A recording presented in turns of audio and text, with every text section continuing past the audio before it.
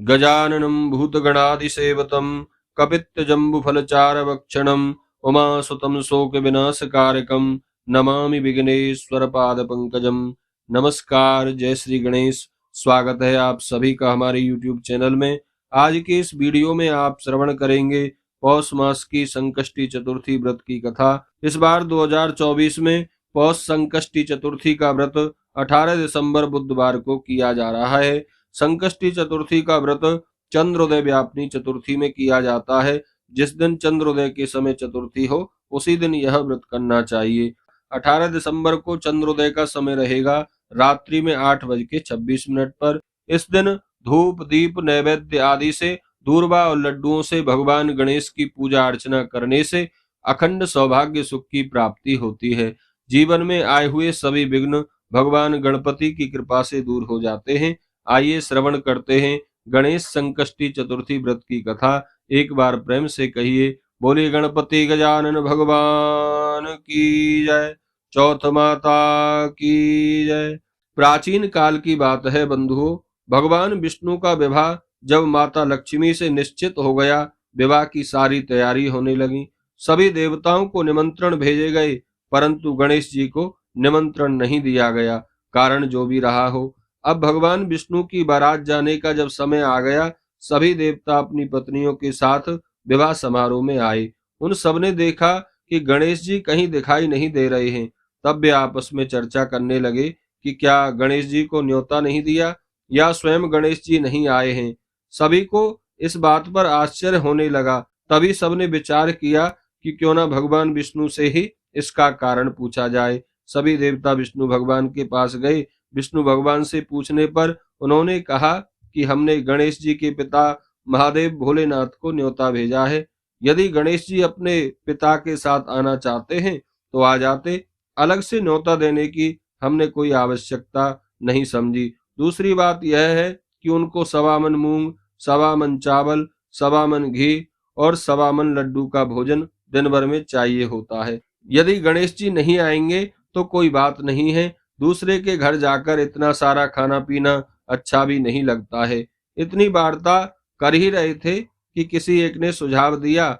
बोले यदि गणेश जी आ भी जाएं तो उनको द्वारपाल बनाकर द्वार पर बिठा देंगे। आप घर की याद रखना, आप तो चूहे पर बैठकर धीरे धीरे चलोगे तो बारात से बहुत पीछे रह जाओगे। यह सुझाव भी सबको पसंद आ गया, तो विष्णु भगवान ने भी अपनी सहमति दे दी। होना क्या था कि इतनी देर में गणेश जी वहां आ पहुंचे और उन्हें समझा बुझाकर घर की रखवाली करने के लिए बिठा दिया गया। बारात चल दी। तब नारद जी ने देखा कि गणेश जी तो दरवाजे पर ही बैठे हुए हैं, तो वे गणेश जी के पास गए और रुकने का कारण पूछा। गणेश जी कहने लगे, विष्णु भगवान ने मेरा बहुत अपमान किया है। नारद जी ने कहा, यदि आप अपनी मूषक सेना को आगे भेज दो और वह आगे जाकर रास्ता खोद दें तो जिस रास्ते से देवताओं की बारात जाएगी उनके वाहन वहां रास्ते में धंस जाएंगे। तब सबको आपको सम्मान पूर्वक बुलाना ही पड़ेगा। अब तो गणेश जी ने अपनी मूषक सेना जल्दी से आगे भेज दी और सेना ने जिस रास्ते से देवताओं की बारात जाने वाली थी उस रास्ते को अंदर ही अंदर खोद कर पोला कर दिया। जब देवताओं की बारात के रथ उस जगह से निकले तो उनके पहिए धरती में धंस गए। देवता लोग लाख कोशिश करें परंतु पहिए निकले नहीं। सभी ने अपने अपने उपाय किए परंतु पहिए तो निकले नहीं बल्कि जगह जगह से टूट गए। किसी की समझ में कुछ नहीं आ रहा था कि अब क्या किया जाए। अब तो नारद जी ने कहा, आप लोगों ने गणेश जी का अपमान करके अच्छा नहीं किया। यदि उन्हें मनाकर लाया जाए तो आपका कार्य सिद्ध हो सकता है और यह संकट टल सकता है। शंकर भगवान ने अपने दूत नंदी को भेजा और वे गणेश जी को लेकर आए। गणेश जी का आदर सम्मान के साथ पूजन किया। तब कहीं जाकर रथ के पहिए निकले। अब रथ के पहिए तो निकल गए परंतु वे जगह जगह से टूट फूट गए थे, तो उन्हें सुधारे कौन। पास के खेत में एक खाती काम कर रहा था, उसे बुलाया गया।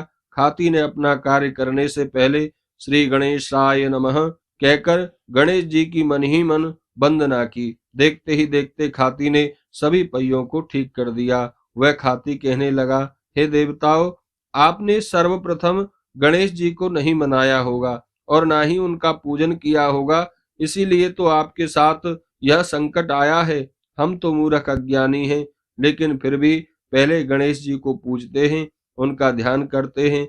आप लोग तो देवगण हैं, फिर भी आप गणेश जी को कैसे भूल गए?